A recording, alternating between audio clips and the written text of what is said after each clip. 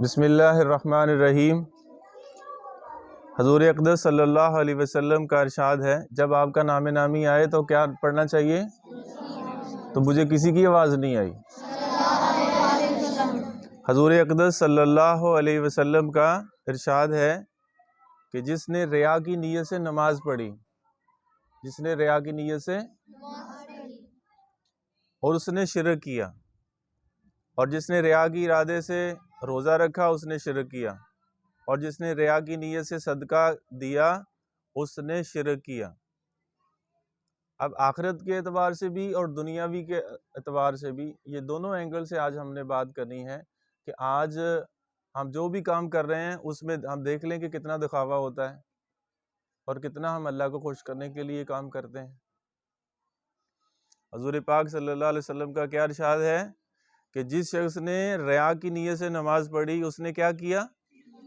اس نے شرک کیا۔ اور جس نے ریا کے ارادے سے روزہ رکھا کہ لوگ مجھے روزہ دار کہیں تو اس نے بھی کیا کیا؟ اور جس نے ریا کی نیت سے صدقہ کیا اس نے بھی۔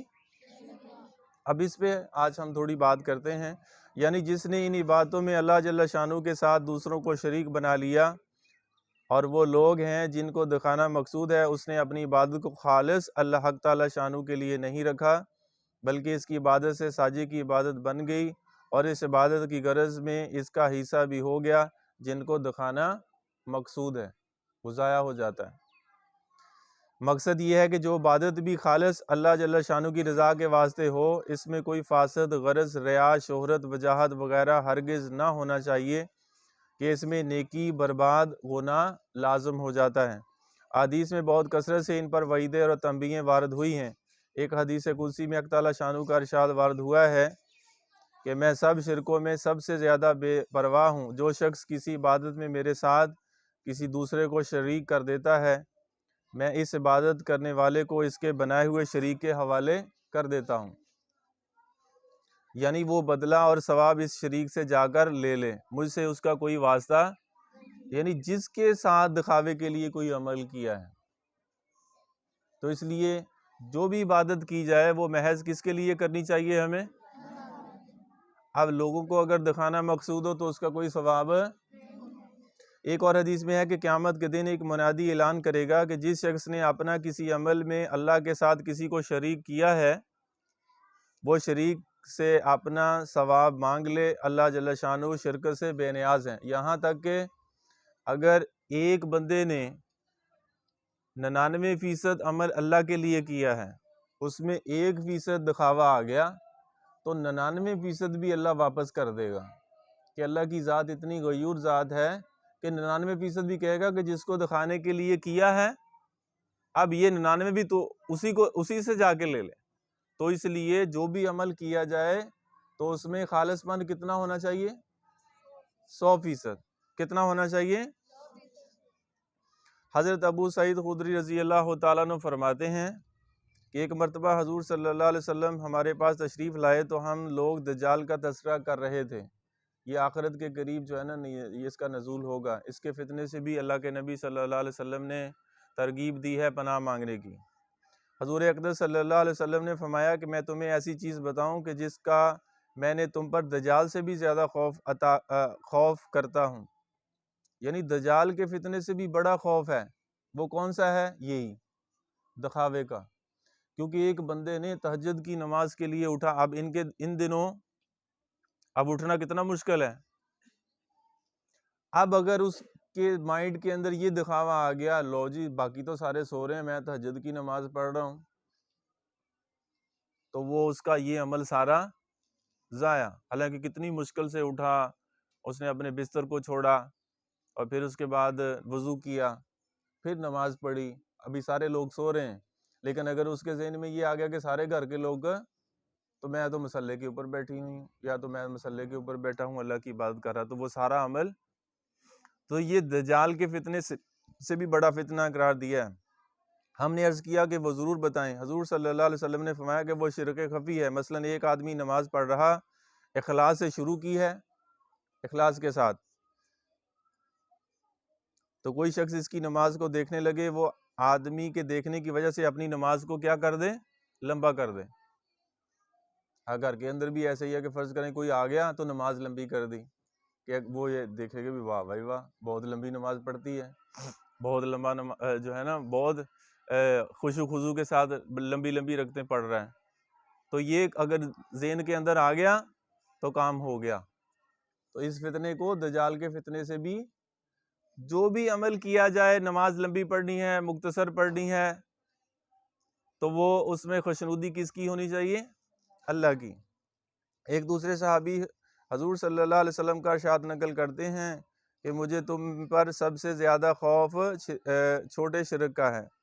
صحابہ رضی اللہ تعالیٰ عنہ نے عرض کیا کہ چھوٹا شرک کیا ہے؟ تو حضور صلی اللہ علیہ وسلم نے فرمایا کہ ریا۔ ریا کس کو کہتے ہیں؟ دکھاوے کو۔ ایک حدیث میں اس کے بعد یہ بھی ہے کہ جس دن حق تعالیٰ شانو بندوں کو ان کے اعمال کا بدلہ عطا فرمائیں گے، ان لوگوں سے یہ ارشاد ہوگا کہ جن کو دکھانے کے لیے کیے تھے، دیکھو ان کے پاس تمہارے اعمال کا بدلہ ہے یا نہیں۔ قرآن پاک میں بھی حق تعالیٰ شانو کا پاک ارشاد ہے، ترجمہ: جو شخص اپنے رب سے ملنے کی آرزو رکھے، جو شخص اپنے رب سے ملنے کی اور ان کا محبوب مقرب بننا چاہے تو نیک کام کرتا رہے، اپنے رب کی عبادت میں کسی کو شریک۔ تو آج سے ہم نے یہ عہد کرنا ہے، اس سے پہلے بھی آپ کرتے ہوں گے یہ ذہن کے اندر، تو یہ بات آج عام ہوئی ہے۔ کوئی نیکی کا کام کرنا ہو تو بھی اس میں دکھاوا ہے، یا اگر دنیاوی کام کوئی کرنا ہو تو اس میں بھی دکھاوا ہے۔ فرض کرے کسی نے کوئی لباس ہی بنانا ہے، اس کے پہلے ذہن میں یہ بات آتی ہے کہ میں اگر اس طرح کا پہنوں گا نا تو اس کے بارے میں لوگ کیا کمنٹ دیں گے۔ حالانکہ پہلے زمانے کے اندر لوگ ایسے بھی ہو کے گزرے ہیں کہ ایک اللہ والے کے بارے میں آتا ہے، جب وہ نیا لباس پہنتے تھے تو اپنے اللہ کو مخاطب کر کے یہ کہتے تھے کہ یا اللہ، یہ میں نے جو سوٹ پہنا ہے، یہ جو میں نے لباس پہنا ہے، کہ میں نے تیرے لیے پہنا ہے، اب تو بتا میں تجھے کیسا لگ رہا ہوں۔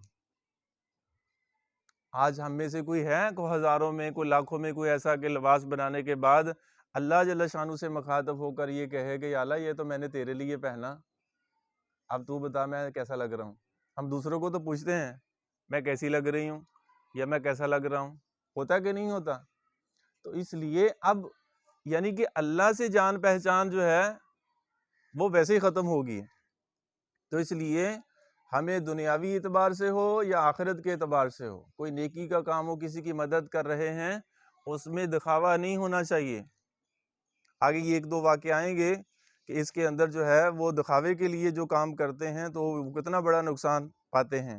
حضرت ابن عباس رضی اللہ تعالیٰ عنہ فرماتے ہیں کہ ایک شخص نے حضور صلی اللہ علیہ وسلم سے دریافت کیا کہ میں بعض دینی مواقع میں اللہ جل شانہ کی رضا کے واسطے کھڑا ہوتا ہوں۔ اب یہ صحابی فرما رہے ہیں کہ میرا دل چاہتا ہے کہ میری اس کوشش کو لوگ دیکھیں۔ اللہ کے نبی کے صحابی فرما رہے ہیں، حضور صلی اللہ علیہ وسلم نے اس کا کوئی جواب مرحمت نہیں فرمایا، اور یہی آیت جو پیچھے ابھی گزری ہیں تو یہ نازل۔ مجاہد رحمۃ اللہ علیہ کہتے ہیں کہ ایک صحاب نے حضور اقدس صلی اللہ علیہ وسلم کی خدمت میں عرض کیا کہ میں صدقہ کرتا ہوں اور صرف اللہ جل شانہ کی رضا مقصود ہوتی ہے، مگر دل یہ چاہتا ہے کہ لوگ بھی مجھے اچھا کہیں۔ اس پر بھی یہ آیت نازل ہوئی ہے، یعنی جو بھی نیکی کا عمل کرنا ہے تو اس میں رضا کس کی مقصود ہو۔ لوگ تو آج اچھا کہہ رہے ہیں تو کل کو پتہ نہیں کیا کہیں گے۔ ایک حدیث قدسی میں حق تعالیٰ شانہ کا ارشاد ہے، جو شخص اپنے عمل میں میرے ساتھ کسی دوسرے کو شریک کرتا ہے تو میں اس سارے عمل کو چھوڑ دیتا ہوں۔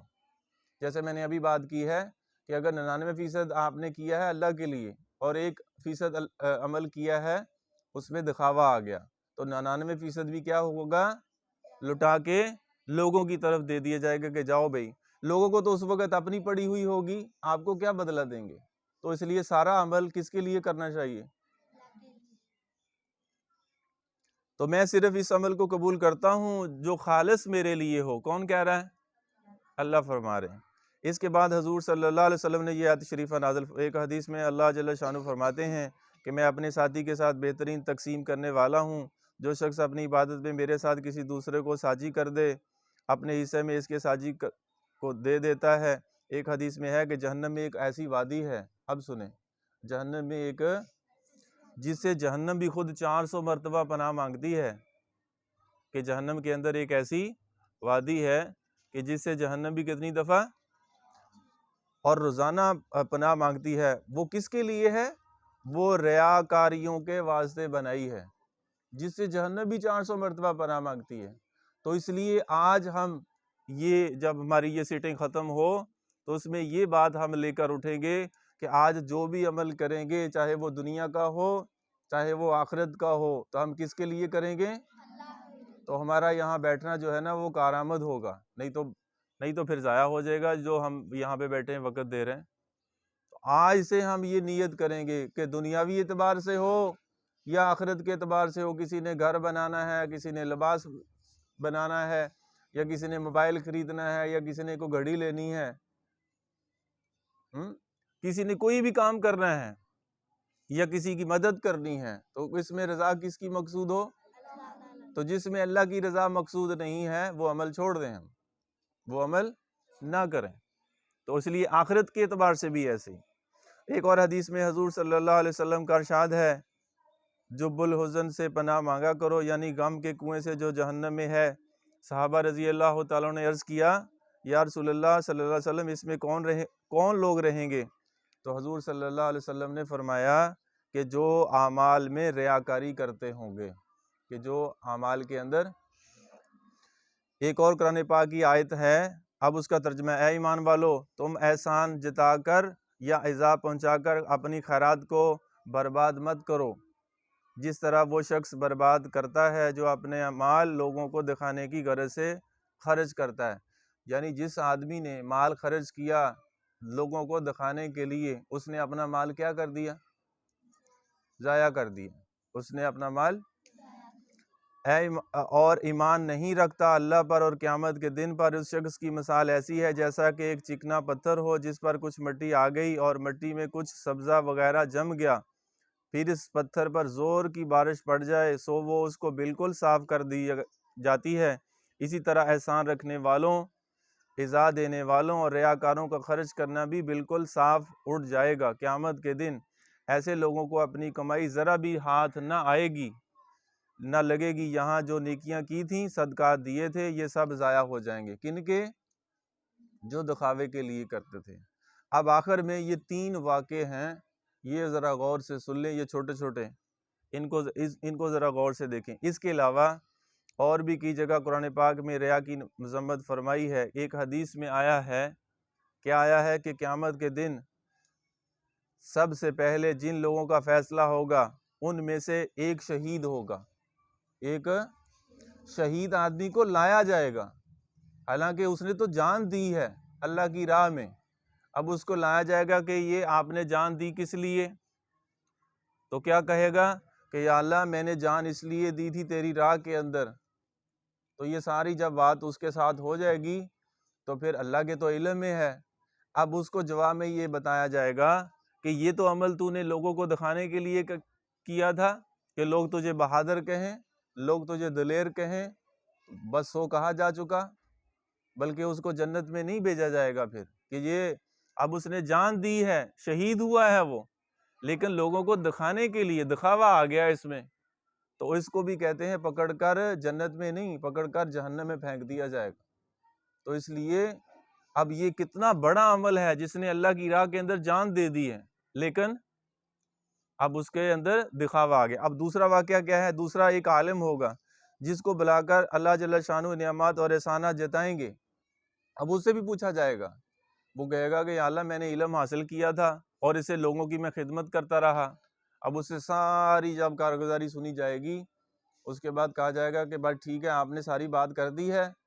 اب کیونکہ اللہ کے تو علم میں ہے تو پھر کہا جائے گا عالم تو اس لیے بنا کہ لوگ تجھے بڑا حاجی کہیں، نمازی کہیں اور بڑا عالم ہے، تو ساری تعریفیں ہوگی تیری، لیکن اب یہ تو نے اس لیے کیا تھا، اس لیے اس کا کوئی عمل آپ کو کوئی اجر نہیں ملے گا۔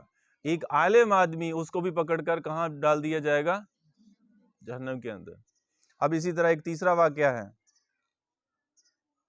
ایک سخی آدمی کو لایا جائے گا۔ سخی کا مطلب سخاوت کرنے والا، اللہ کی راہ میں لوگوں کو مال کے ذریعے سے ان کی خدمت کرنے والا۔ اب اس کو بھی لایا جائے گا، وہ ساری بات کرے گا اب ساری بات کرنے کے بعد کہا جائے گا کہ بھی میں نے یہ لوگوں کو اتنے پیسے دیے، اتنا صدقہ خیرات کیا، سب کچھ۔ اب اس کے بعد جب اس کی بھی یہ ساری بات پوری ہو جائے گی، پھر جواب میں یہ کہا جائے گا، کیونکہ دلوں کے بھید تو اللہ جانتا ہے، انہ علیم بذات الصدور، دلوں کے بھید اللہ جانتا ہے کہ یہ عمل کس کے لیے کر رہے ہو۔ اب پھر اس کے جواب میں یہ کہا جائے گا، ہاں بھئی، کہا کہ تو نے پیسے اس لیے دیے، صدقہ خیرات اس لیے کیا، لوگوں کی مدد اس لیے کی کہ لوگ تجھے یہ کہیں کہ بڑا سخی ہے، بڑا مالدار ہے، تو تیری تو بلے بلے ہو گئی، تیری تو واہ واہ ہو گئی، بس اس لیے کیا تھا تو نے، لیکن یہ اس میں اخلاص نہیں تھا، دکھاوا تھا، ریا تھا، تو اس لیے اب وہ تیرا عمل سارا دنیا میں رہ گیا۔ اب اس کو بھی پکڑ کر کہاں پھینک دیا جائے گا؟ تو اب یہ میں نے مختصر سی جو بات کی ہے، اس ساری بات کا خلاصہ یہ ہے کہ چاہے کام دنیا کا ہو چاہے آخرت کے اعتبار سے ہو، تو ہم جو بھی عمل کریں گے تو کس کو خوش کرنے کے لیے کریں گے؟ اللہ جل شانہ کی ذات اقدس کو۔ اب اللہ سے دعا ہے کہ اللہ تبارک و تعالی ہمیں ان اعمال کے اوپر اور صحیح اخلاص نیت کے ساتھ کہ اپنے عمل کو محض اللہ کی رضا کے لیے کرنے کی توفیق نصیب فرمائے، اس میں چاہے نماز ہے، ذکر ہے، تلاوت ہے، کسی کی مدد کرنا ہے، یا آخرت کے اعتبار سے کوئی کام ہے، یا دنیاوی اعتبار سے کسی کی ویسے مدد کر رہے ہیں، تو اس میں صرف جو ہے وہ اللہ کی رضا مقصود ہو تو اس عمل کا ثواب ہوگا، نہیں تو کسی کا عمل کا کوئی اجر۔ کہتے ہیں ایک کھجور کا ٹکڑا کتنا ہے؟ چھوٹا سا، اب اس کو میں اللہ کی رضا کے لیے دیا تو اللہ اس کے اجر کو اتنا بڑھاتے ہیں، اتنا پالتے ہیں کہ پہاڑوں کے برابر اس کا ثواب ملتا ہے۔ اور دوسرا نعم البدل کیا ہے کہ اگر پہاڑوں کے برابر سونا صدقہ کیا لیکن اس میں دکھاوا آ گیا، تو وہ کہتے ہیں اس کا کوئی ثواب، حالانکہ سونا کتنا تھوڑا سا ہو تو کتنے پیسوں کا بن جاتا ہے، تو پہاڑوں کے برابر سونا صدقہ کر رہا لیکن اس میں دکھاوا آ گیا، وہ کہتے ہیں اس کا کوئی ثواب نہیں ہوگا بلکہ اس کی الٹا اس کی پکڑ ہوگی۔ تو بنی اسرائیل کے اندر بھی واقعہ آتا ہے، ہمارے گھروں کے اندر تو اناج جو ہے نا وہ سالوں سال کا پڑا ہوا ہے، تو پہلے زمانے میں ایسا نہیں ہوتا تھا، تھوڑا سا ہوتا تھا وہ کھا لیتے تھے، اس کے بعد پھر جو ہے وہ دیکھتے تھے کہ کہیں سے آتا ہے، تو بنی اسرائیل میں قحط پڑ گیا، اناج نہیں تھا، تو ایک آدمی ایسے نکلا باہر اپنی بستی سے تو دیکھا پہاڑ، ایک ریت کا بہت بڑا ٹیلا تھا پہاڑ نما، تو اب اس نے دل میں یہ نیت کی ہے کہ اگر یا اللہ یہ سارا آٹے کا ہوتا نا تو میں سارے یہ جو بنی اسرائیل کے لوگ ہیں ان کے اندر میں اس کو تقسیم کر دیتا۔ اب اس کے دل میں یہ صرف بات پیدا ہوئی ہے، تو اللہ نے وقت کے نبی پر وحی بھیج دی کہ جاؤ اس آدمی کو خوشخبری سنا دو کہ اس کے نامہ اعمال کے اندر اتنا آٹا صدقہ کرنے کا ثواب میں نے لکھ دیا، یعنی خالص نیت کا اتنا اجر ہے۔ تو اس لیے آج سے ہم یہ عہد کرتے ہیں، کیوں بھی کرتے ہو، تو آج سے جو عمل کریں گے چاہے وہ دنیاوی اعتبار سے ہو، جو بھی کام ہو، یا آخرت کے اعتبار سے ہو، تو کس کو راضی کرنے کے لیے کریں گے؟ اللہ عمل کی توفیق نصیب فرمائے۔